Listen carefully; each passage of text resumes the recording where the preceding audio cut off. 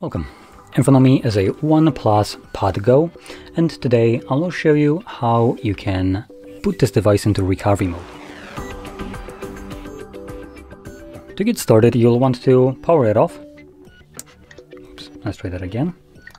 So we need to hold power button, volume up. There we go. And we're going to swipe down to turn it off. Once the device turns off, hold power button and volume down at the same time.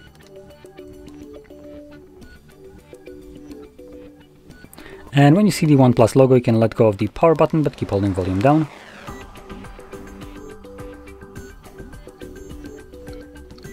This will present us with this absurdly large language selection page, so just click on your desired language. For me, that's going to be English.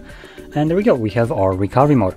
Now in here we have three options, which only two are visible. We have the format data, factory reset basically, reboot device, and then you can scroll down and you have also power off option. But again, for some reason this is absurdly large to the point that it's not even fitting on a screen, even though it does on phones. So in any case, I'm going to select reboot, confirm it, and this will bring me back to Android now.